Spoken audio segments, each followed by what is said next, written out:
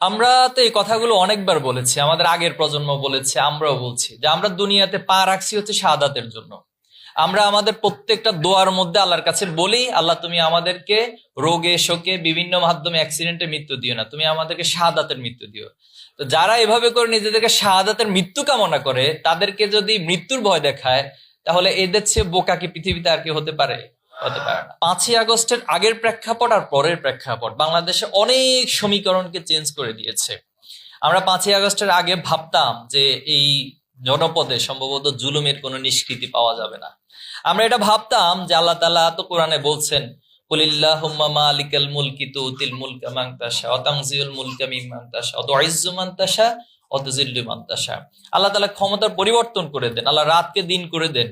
কিন্তু এই অধ্যয়নগুলো, এই পড়াগুলো আমাদের এই প্রজন্ম আমরা স্পষ্ট দেখেছি যে কিভাবে আল্লাহ তাআলা সেটাকে পরিবর্তন করে দিতে পারেন। এখন প্রসঙ্গ হচ্ছে যে 5ই আগস্টের যে টোটাল আন্দোলন বা টোটাল যে বিপ্লব, টোটাল যে অভ্যুত্থান, এখানে একটা আদর্শিক ভিত্তি ছিল। আমি কয়েকটা পয়েন্ট একটু বলি। নাম্বার 1 হচ্ছে, আপনি দেখুন পুরো একটা জেনারেশনের মধ্যে শাহাদাতের তামান্না লালিত হয়েছে। সেটা হোক তিনি মাদ্রাসায় পড়ছেন, কলেজে পড়ছেন, স্কুলে পড়ছেন, ইউনিভার্সিটিতে পড়েছেন, হোক তিনি পুরোপুরি ইসলামের প্র্যাকটিস করেন অথবা আংশিক প্র্যাকটিস করেন, কিন্তু সবার মাঝে একটা এই বোধ যে আমি শহীদ হতে চাই।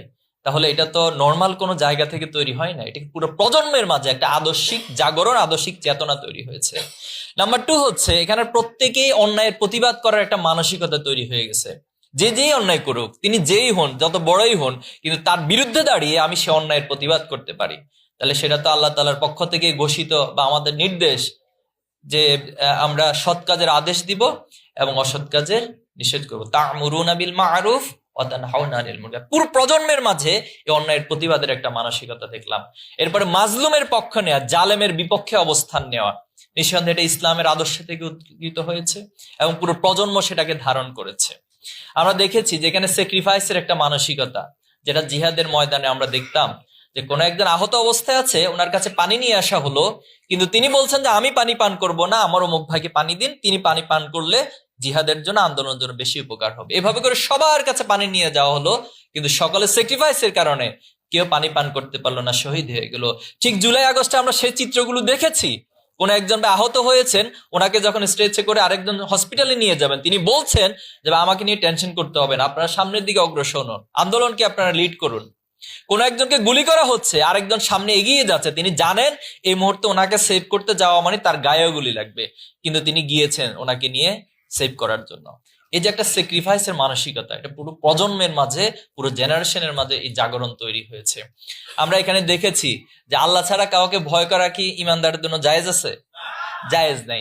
কিন্তু আপনি আন্দোলনে দেখবেন প্রত্যেকে এই কথাটাকে লালন করেছিল যে আমি আল্লাহ ছাড়া কাউকে ভয় করি না। এবং এটা শুধুমাত্র যারা মানে যুবক তারা না, শিশুদের মধ্যে আপনি দেখবেন অনেক শিশুরা এসেছে রাস্তায়, তাদেরকে সাংবাদিক প্রশ্ন করেছিল যে তুমি যে এখানে এসেছো, এখানে তো গুলি করা হচ্ছে, তুমি ভয় পাচ্ছ না?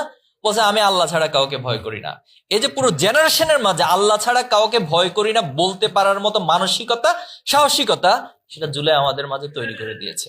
এখন আমরা যদি এই জাগরণ, এই আদর্শিক বোধগুলো প্রজন্মের মাঝে ছড়িয়ে দিতে পারি, আমরা বিশ্বাস করি বাংলাদেশ কখনো পথ হারাবে না এবং আগামী দিনের বাংলাদেশটা ন্যায় ইনসাফের বাংলাদেশ হতে যাচ্ছে। আপনাদের এই বিশ্বাস আস্থা আছে তো, নাকি এখনো সন্দেহ আছে? বলতে হবে এটা 1 বছর আগে সন্দেহ ছিল, এখন ইনশাল্লাহ কারোর মাঝে এই সন্দেহ নাই। এখন যারা আগে আমাদেরকে তুচ্ছ তাচ্ছিল্য করতে, দেখেন তুচ্ছ তাচ্ছিল্যটাকে আমি ঠিক খন্দকের যুদ্ধের সাথে রিলেট করতে চাই। যখন আল্লাহ সাল্লাম খন্দকের যুদ্ধে পরিখা খনন করছিল, তখন পাথর উঠছিলেন না, তখন আল্লাহ সাল্লাহ এসে সে পাথরে আঘাত করলেন এবং সেখান থেকে স্ফুলিঙ্গ হলো। তখন আল্লাহ সাল্লাম বললেন, তোমরা কি জানো স্ফুলিঙ্গের অর্থ কি? সে অর্থ হচ্ছে আগামী দিনে পারস্য রোমের সে লাল দালান গুলো তোমাদের করায়ত্তে আসবে এবং তোমরা পৃথিবীকে নেতৃত্ব দিবে। তো তখন যারা কাফের ছিল তারা তো একদম ট্রল করা শুরু করলো, এরা হলো মোল্লা, যেটা আমাদেরকে বলে আর কি অনেকে, এরা হলো মোল্লা, এরা কোনোদিন রাষ্ট্র চালায় নাই, এরা কেমন রাষ্ট্র চালাবে, এরা নিজেরা চলতে পারে না, এই এগুলো নানান ধরনের ট্রল আমাদেরকে নিয়ে করে। কিন্তু আল্লাহ রাসূলুল্লাহ সাল্লাল্লাহু আলাইহি ওয়াসাল্লাম যে স্বপ্ন দেখিয়েছেন, জাস্ট দেখুন, আবু বকর, ওমর রাদিয়াল্লাহু তাআলা, জাস্ট 2টা প্রজন্মের পর তিনি প্রজন্ম তৈরি করেছেন। একটা প্রজন্ম, 2টা প্রজন্মের পরেই আল্লাহ রাসূলের সেই স্বপ্নগুলো বাস্তবায়িত হয়েছে, সুবহানাল্লাহ। তো তাহলে আমরা তো স্বপ্ন আমাদের আগের প্রজন্ম দেখিয়েছেন। আমাদের মীর কাসেম আলী ভাই অনেকগুলো বক্তব্যে এই কথা বলেছেন যে আমরা যে দিন বিজয়ের স্বপ্ন দেখছি সেটা আমি আমার সন্তানের হাতে তুলে দেবো, সে তার সন্তানের হাতে তুলে দেবে। এভাবে কোন একজন প্রজন্মের হাত ধরে সে দিন বিজয়ের যে পতাকা সেটা বাংলাদেশে আলটিমেটলি বিজয়ী হবে এবং পথ পথ করে উঠতে থাকবে ইনশাআল্লাহ। আমরা সেদিকে ধাবিত হচ্ছি। তবে এটা সত্য, হ্যাঁ, আমাদের জন্য অনেক চ্যালেঞ্জ। পৃথিবীর যত বাতিল শক্তি আছে সবগুলো ইসলামের প্রশ্নে এক হয়ে যায়, সবগুলো ন্যায় ইনসাফের যখন প্রশ্নটা আসে, যখন সকল অন্যায়কারীগুলো তারা এক টেবিলে চলে আসে, তাদের ভিতরে যত মারামারি যত হানাহানি থাকে সবসময় তারা এক কাতারে চলে আসে। আপনারা দেখবেন ইদানিং অনেকগুলো ইস্যু কিন্তু রিলেট হচ্ছে। আমরা যেটাকে ডিপ স্টেট বলি, আমরা যেটাকে আধিপত্যবাদী শক্তি বলি, আমরা যেটাকে সাম্রাজ্যবাদী শক্তি বলি, অথবা নব্য ফ্যাসিস্ট বলছি, সবগুলোর কথার সুর কাজের সুর এক হয়ে যাচ্ছে। এজন্য আমাদেরকে এই চ্যালেঞ্জ দেখলে কি ভয় পেলে হবে?